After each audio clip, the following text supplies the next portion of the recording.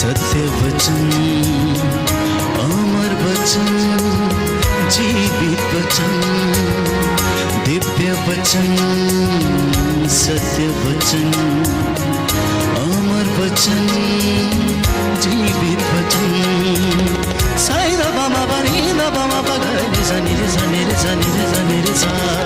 दिव्य वचन, सत्य वचन, अमर वचन, जीवित वचन, दिव्य वचन, दिव्य वचन।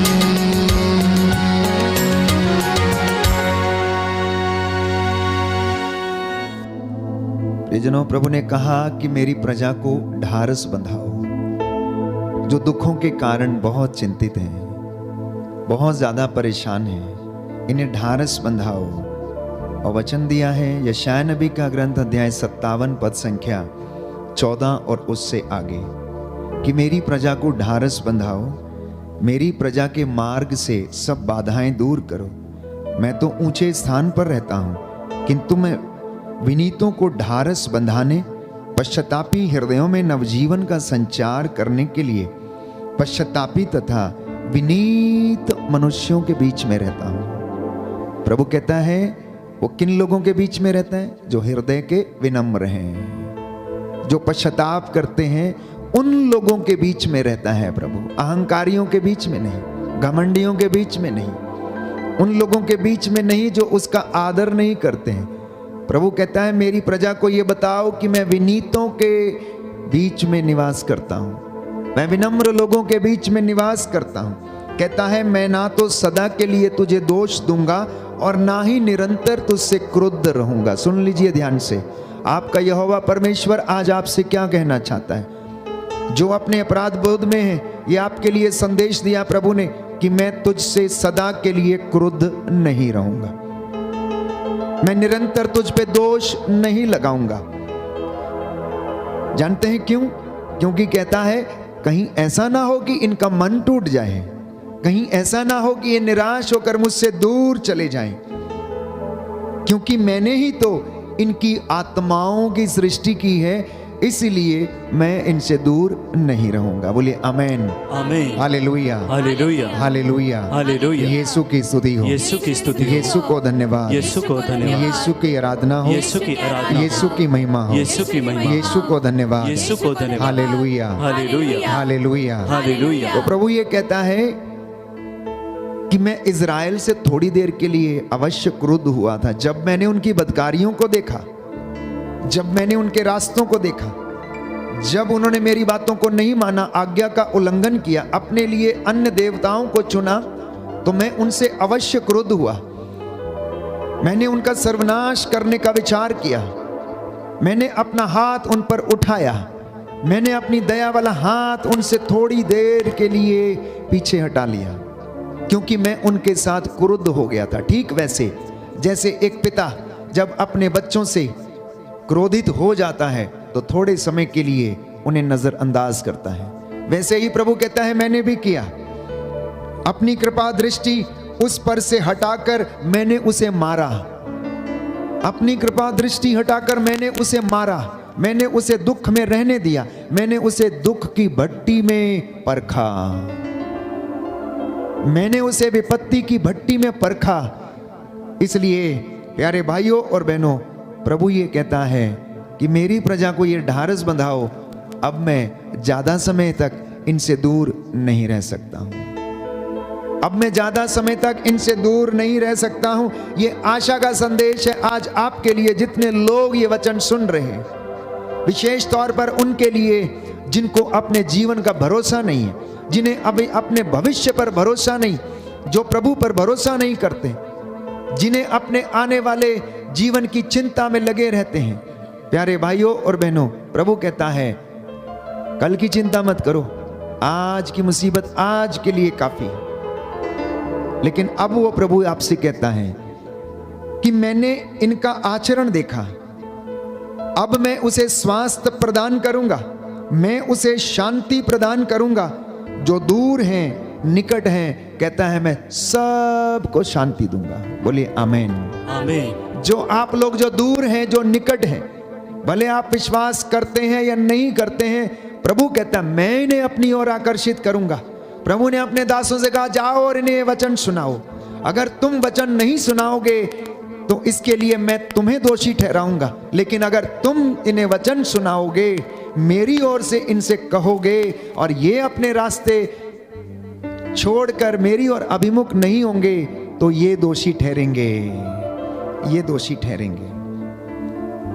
इंसान के जीवन में बहुत सारा दुख है, कष्ट है। विपत्ति के कारण इंसान अपने आप को बहुत ज्यादा क्या करता है, दुख में महसूस करता है, वो निराश हो जाता है, वो टूट जाता है। प्यारे भाइयों और बहनों, वो परमेश्वर से दूर चला जाता है। विपत्ति का कारण ही ईश्वर की आज्ञा का उल्लंघन है और कोई दूसरा कारण नहीं है, क्योंकि बाइबल हमें बताती है कि अगर तुमने मेरी आज्ञाओं का पालन किया होता तो तुम्हारी सुख शांति नदी की तरह बहती है। अगर तुमने मेरी आज्ञाओं का पालन किया होता तो तुम्हारी सुख शांति नदी की तरह बहती। विपत्तियों का मूल कारण, दुखों का मूल कारण हमारे कुकर्म है, आज्ञा का उल्लंघन है। और जो बच्चा अपने माता पिता का कहना नहीं मानता वो विपत्ति देखता है। जो शिष्य अपने गुरु का कहना नहीं मानता वो विपत्ति में रहता है।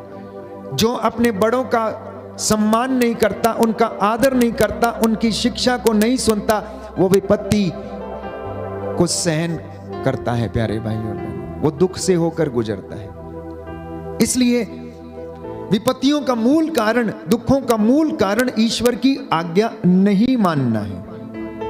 प्रभु का दिन पवित्र नहीं रखने का मतलब यही है कि हमारे जीवन में अशांति आ जाती है। हम अपने रास्तों को चुनते हैं, अपनी सोच के अनुसार चलते हैं। अहंकार, घमंड हमारे सिर चढ़कर कभी कभी बोलता है। सांसारिक चीजों पर हमारी आसक्ति रहती है। अधर्म के कार्य, बुराई के कार्य, इंसान इनसे अछूता नहीं है। धार्मिक मूल्यों की कमी हो चुकी है लोगों के जीवन में। और लेकिन फिर भी प्रभु ये कहता है कि मेरी प्रजा को ढारस बंधाओ और इससे कहो कि ये मेरे पास लौटे और मैं इनके पास लौटूंगा। Hallelujah, hallelujah. हे प्रभु यीशु, हे प्रभु यीशु, मैं आपसे प्यार करता हूँ। मैं आपसे प्यार करता हूँ। मुझे अपने वचन पर चलने की कृपा दीजिए। चलने की कृपा दीजिए। आपके वचन आत्मा और जीवन है। आत्मा और जीवन आपके वचनों में अनंत जीवन का संदेश है। अनंत जीवन का संदेश। Hallelujah, hallelujah, hallelujah, hallelujah, hallelujah, hallelujah. तो इतना ही नहीं प्यारे भाइयों और बहनों, मैंने आपसे कई मर्तबा ये कहा है कि आप परमेश्वर को खुश करना सीखें, लोगों को खुश करना ना सीखें। परमेश्वर को खुश करना यदि आप सीख लेंगे तो परमेश्वर आपको खुश रखेगा। दुख में भी आपको खुश रखेगा। दुख में भी आपको अपने दुख का एहसास नहीं होगा, क्योंकि आपने परमेश्वर को खुश करना सीख लिया है। एक और बात मैंने कई मर्तबा कही कि आप परमेश्वर का घर बनाते रहें और प्रभु आपका घर बनाए रखेगा। आप परमेश्वर का घर पवित्र रखें और परमेश्वर आपका घर पवित्र रखने के लिए सदा तत्पर रहेगा, आपको आशीष देगा।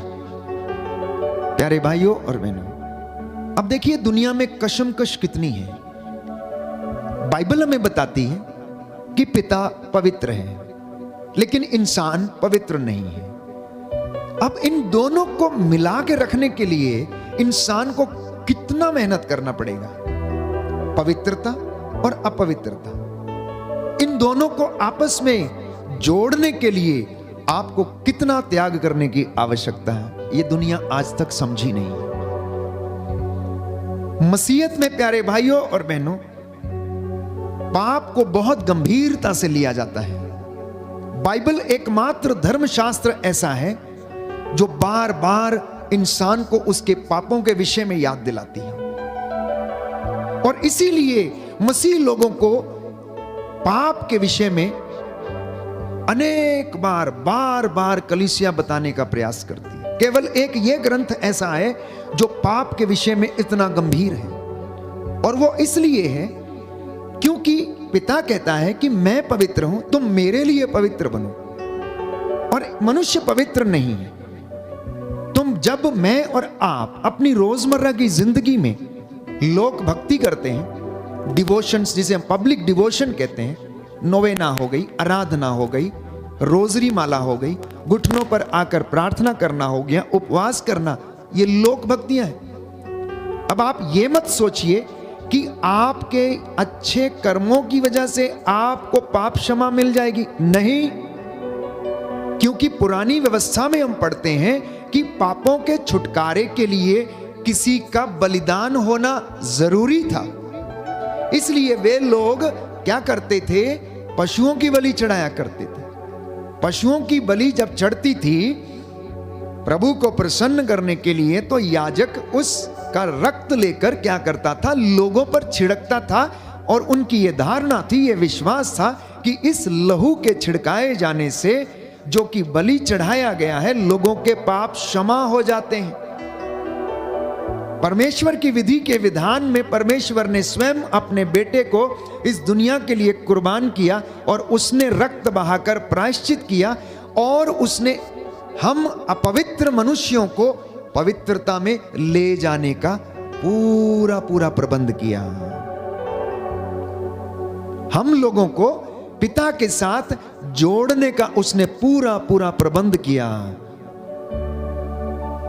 और हमसे उसने कहा कि तुम मेरी याद में यह किया करो, तुम मेरी याद में यह सब काम किया करो, जैसा मैंने किया तुम ऐसा किया करो। प्यारे भाइयों और बहनों, जैसा मैंने आपसे कहा कि आज मनुष्यों के जीवन में जो विपत्ति का कारण है, ईश्वर की आज्ञाओं को नहीं मानना है, पहली बात। दूसरी बात है, जो उनके कर्म है या पाप है, उनकी वजह से वो ईश्वर से अपने आप को जोड़ नहीं पाता है। जैसे मैंने पहले भी कहा कि हम सांसारिक चीजों पर आसक्त रहते हैं, हम अपने शरीर की वासनाओं से संचालित होते हैं। तो आज प्रभु ये कहता है कि तुम मुझ में रहो और मैं तुम में रहूंगा। संसार में रहकर भी तुम दुनिया के जैसे मत बनना, संसार में रहकर भी तुम दुनिया के जैसे नहीं बनना। Hallelujah, hallelujah. यीशु की स्तुति हो, यीशु की स्तुति यीशु को धन्यवाद, यीशु को धन्यवाद, यीशु की आराधना हो, यीशु की आराधना, यीशु की महिमा हो, यीशु की महिमा, यीशु को धन्यवाद, यीशु को धन्यवाद। Hallelujah, hallelujah, hallelujah, hallelujah.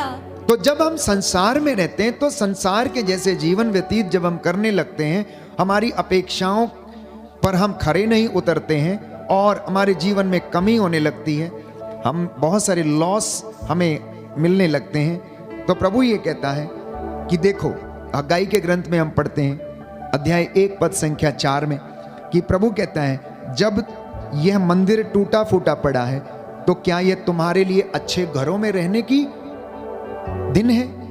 कहने का मतलब यह है कि अगर हमारा आत्मिक जीवन, आध्यात्मिक जीवन टूटा फूटा पड़ा है तो क्या हमें मौज मस्ती करने का समय है हमारे लिए?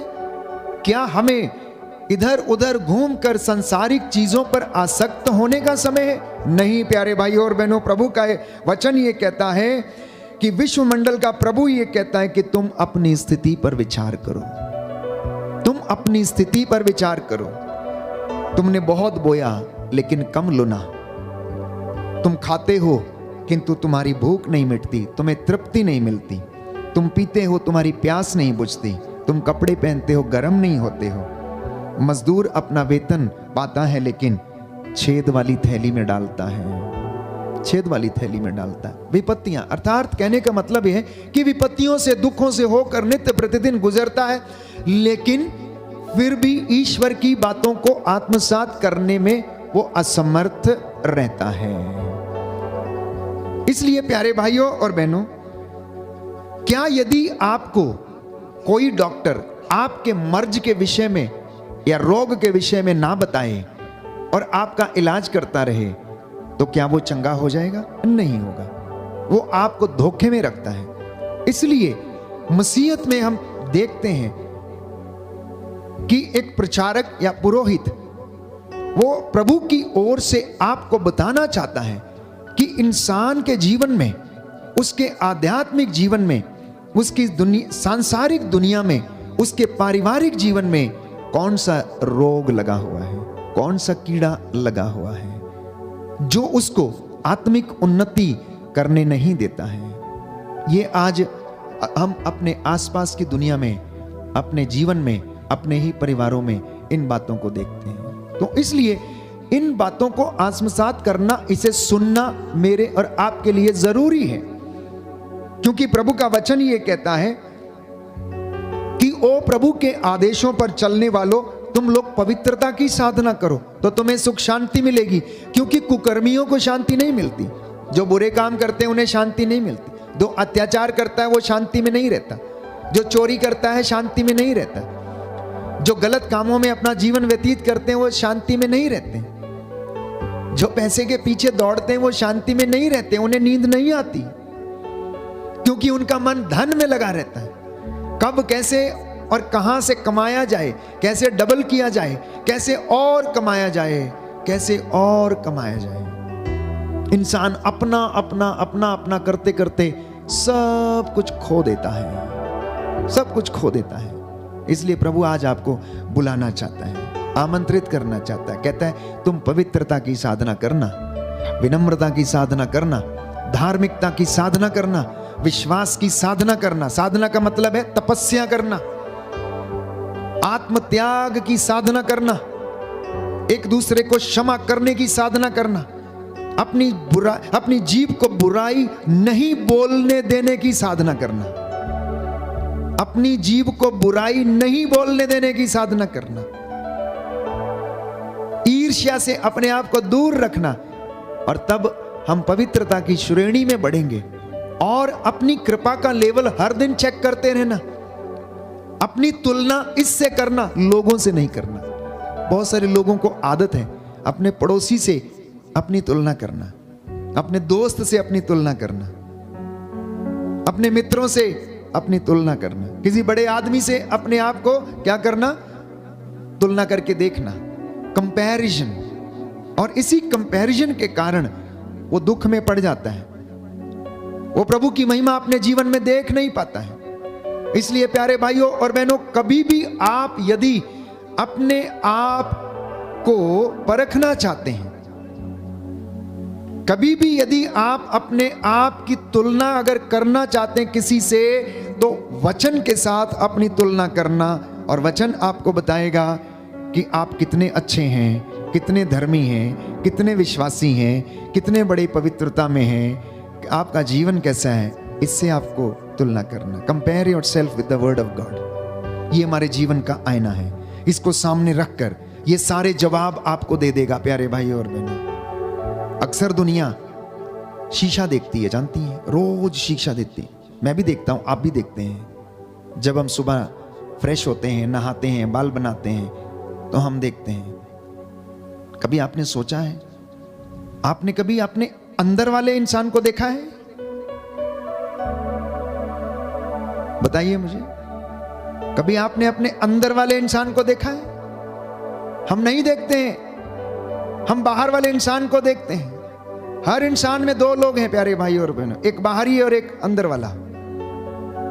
अंदर वाला कहता है कोई बात नहीं बेटा, चिंता मत कर, हो जाएगा, ठीक हो जाएगा। और बाहर वाला मटर गश्ती करते रहता है। एक कहता है मत कर, नहीं, दूसरा कहता है नहीं ये करना चाहिए। एक कहता है नहीं ये बुरा है, नहीं कोई बात नहीं, हो जाएगा। हमारे जीवन में इसी तरीके का द्वंद्व चलता रहता है। अब अपने आप से पूछिए, सुबह शाम को जब आईने के सामने खड़े होते हैं तो आप अपने बालों को सजाने संवारने में रहते हैं। अपने अंदर क्या चल रहा है उसको आप नहीं देखते हैं। एक नज़र आप अपने अंदर वाले व्यक्ति से बात करके देखिएगा और उनसे पूछिएगा, तू क्या चाहता है? तू कहाँ दौड़ता चला जा रहा है? तू क्यों भीड़ में खोया हुआ है? क्या तेरा कोई वजूद नहीं है? क्या तुझे कोई प्यार करने वाला नहीं है? क्या तू किसी को प्यार नहीं कर सकता क्या? तुझे ईर्ष्या करने की जरूरत क्या है? तुझे तो ईश्वर ने इतना सुंदर चेहरा, इतना सब कुछ दिया है, फिर तू क्यों ऐसा व्याकुल सा रहता है? फिर तू क्यों बेचैन सा रहता है? प्यारे भाइयों और बहनों,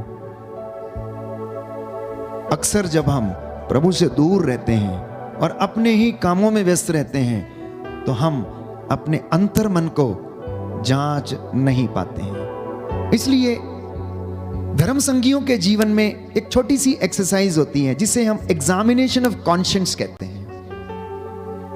जब हम छोटे थे, जब हम पढ़ते थे, सेमिनरी में थे, तो एक 15 मिनट का समय होता था दिन भर में, जबकि हमें ये बोला जाता था, brothers you should go to the chapel, sit in front of the blessed sacrament and examine your conscience. पूरे दिन भर के काम खत्म करने के बाद में आप जाइए और प्रभु के सामने बैठिए और अपने कॉन्शियंस को आप एग्जामिन करिए, अपने अंतर मन की आप जांच करिए और जाकर देखिए और पूछिए अपने आप से, सुबह से लेकर शाम तक जो आपने किया है, क्या वो अच्छा था, क्या वो बुरा था? आपने किसी को दुख तो नहीं दिया, आपने किसी का बुरा तो नहीं किया, किसी से झगड़ा करके आया है, किसी का मन दुखाया है? प्यारे भाई और बहनों, हम जैसा दूसरों के साथ करते हैं वैसा हमारे साथ भी होगा, ये बाइबल हमें बताती है। तो हर व्यक्ति को, हर इंसान को अपने आप को पवित्र करने के लिए इन सारी साधनाओं की और तपस्या करने की जरूरत है। इन सारी साधनाओं की तपस्या करने की जरूरत है और तभी हम परमेश्वर का घर बना पाएंगे और परमेश्वर हमारा घर बनाए रखेगा। बोलिए आमीन, आमीन, हालेलुया, हालेलुया। यीशु की स्तुति हो, यीशु की स्तुति हो, यीशु को धन्यवाद, यीशु को धन्यवाद। तो प्रभु ये कहता है यशायाह नबी का ग्रंथ अध्याय 56 पद संख्या 4 में कि इनसे कहो जो विश्राम दिवस पवित्र करते, मेरी इच्छा के अनुसार चलते हैं, दृढ़ता पूर्वक मेरे विधान का पालन करते हैं, मैं अपने मंदिर और अपने नगर में एक स्तंभ पर इनका नाम अंकित करूंगा। बोलिए आमीन, आमीन। ये प्रभु का वादा है। उसने कहा मेरे इन बच्चों से कह कि अगर ये लोग सच्चे हृदय से, आत्मा की सच्चाई से मेरी आराधना करते, मेरे आदेशों का पालन करते हैं, विश्राम का दिन पवित्र करते हैं, उसमें से चोरी नहीं करते हैं। विश्राम का दिन मतलब एक दिन पवित्र रखना। प्रभु ने कहा प्रभु का दिन पवित्र रखना। अगर वो उस दिन कोई कामकाज नहीं करते और प्रभु की आराधना करते हैं, प्रभु के साथ वो समय बिताते हैं, तो कहता है मैं इनका नाम नगर के बीच में एक स्तंभ के ऊपर लिखूंगा, मतलब इनका आदर करूंगा। बोलिए आमीन, आमीन। और सामुएल के ग्रंथ अध्याय 2 पद संख्या 30 में हम पढ़ते हैं, जो मेरा आदर करता है मैं उनका आदर करूंगा, और जो मुझे तुच्छ जानता है मैं भी उन्हें तुच्छ जानता हूं। इसलिए प्यारे भाइयों और बहनों, आप निराश ना हो, चिंता ना करें, घबराएं नहीं, क्योंकि आपका प्रभु आपसे प्रेम करता है। हमारा प्रभु जो हमारे साथ रहता है, हम अनेक बार अपने जीवन में सोचते हैं, घबराने लगते हैं, चिंता करने लगते हैं कि हमारे जीवन का क्या होगा, कि ये होगा या नहीं होगा। प्रभु कहता है मेरी प्रजा को ढारस बंधाओ, इनके मार्ग से बाधाएं दूर करो। बाधाएं कौन सी? अविश्वास की बाधा, चिंता की बाधा। दूर कैसे होंगी? वचन सुनने से और सुनाने से ये दूर होंगी, क्योंकि बाइबल कहती है इब्रानियों के पत्र में, सुनने से विश्वास उत्पन्न होता है और जो सुना जाता है वो ईश्वर का वचन है, और ईश्वर का वचन दुधारी तलवार है। ईश्वर का वचन आत्मा और जीवन है। ईश्वर का वचन आग है, आग, भस्म कर देने वाली आग है।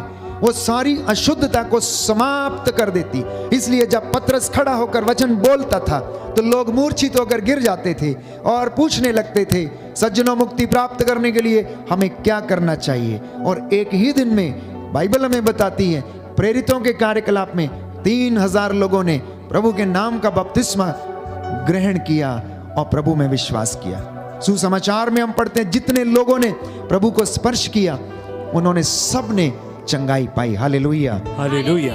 इसलिए प्रभु का वचन ये कहता है कि मेरा घर टूटा है, मेरा घर टूटा फूटा पड़ा है। संत पौलुस कहता है, वचन में पढ़ते हैं कुरिन्थियों के पत्र अध्याय 6 में, अध्याय 3 में, कि क्या तुम नहीं जानते कि तुम्हारा शरीर ईश्वर का मंदिर है?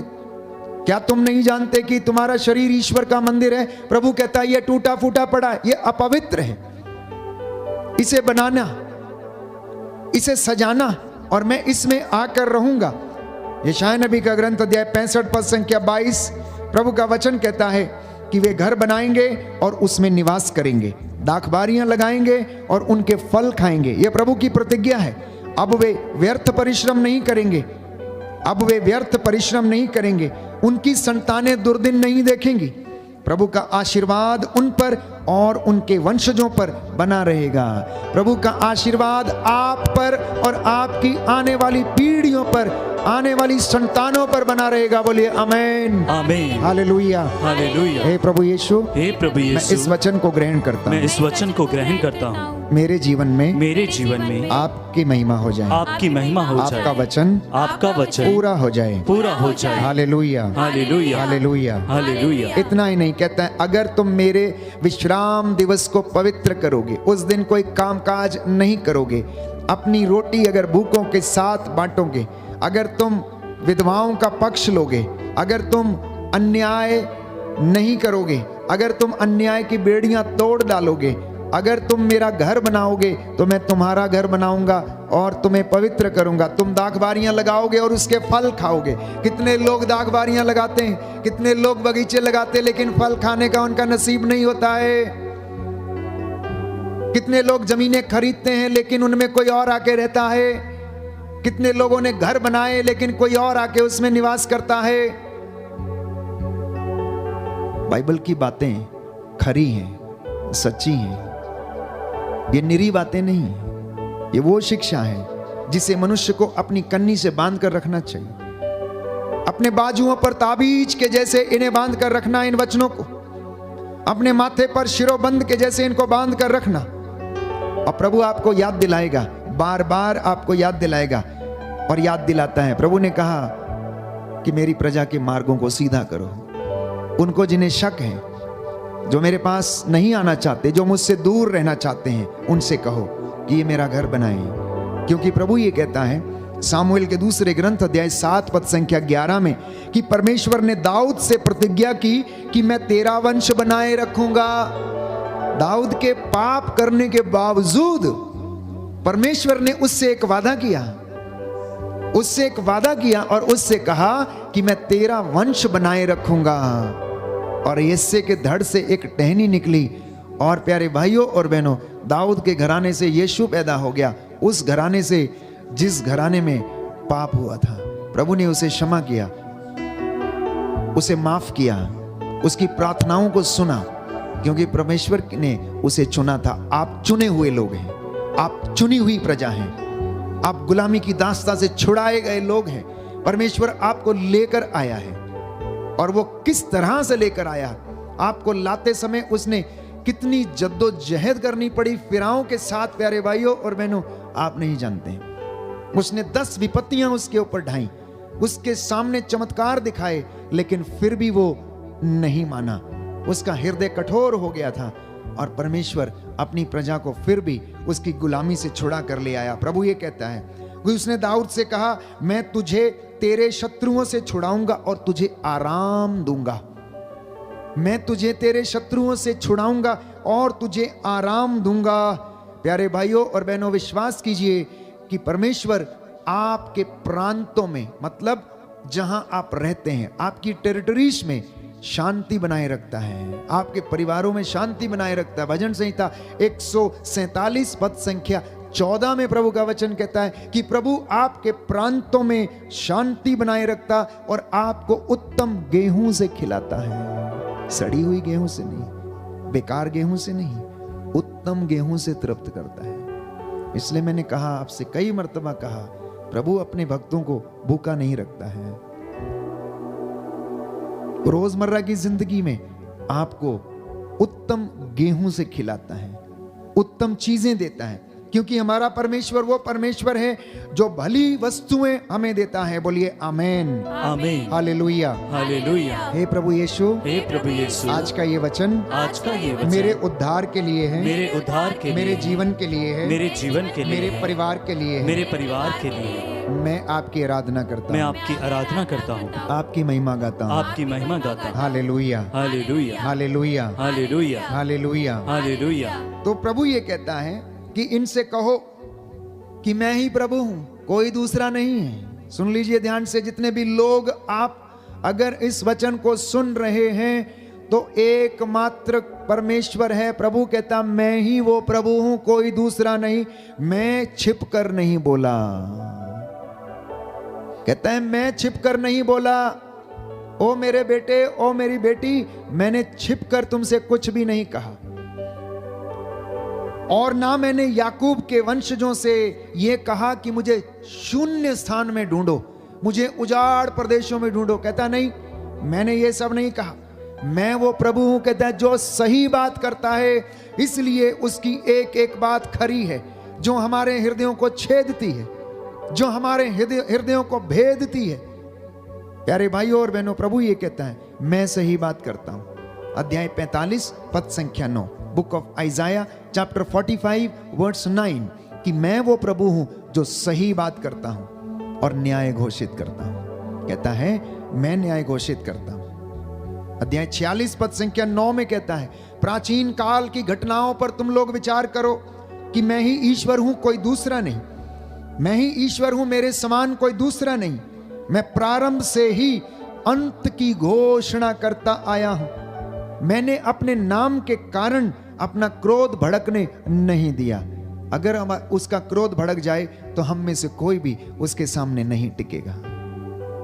स्तोत्रकार कहता है, यदि तू हमारे पापों को अनदेखा ना करे तो हम में से कोई भी तेरे सामने नहीं टिक सकता। Hallelujah, hallelujah. यीशु की स्तुति हो, यीशु को धन्यवाद, यीशु को हे प्रभु यीशु, हे प्रभु यीशु, आज के वचन के द्वारा, आज के वचन के द्वारा मेरे परिवार में शांति आ जाए, शांति आ जाए, चंगाई आ जाए, चंगाई आ जाए। Hallelujah, hallelujah. आइए पवित्र आत्मा, आइए पवित्र मुझ आत्मा, पर अधिकार लीजिए, मुझ पर अधिकार दीजिए। Hallelujah, hallelujah, hallelujah, hallelujah, hallelujah, hallelujah, hallelujah. Hallelujah.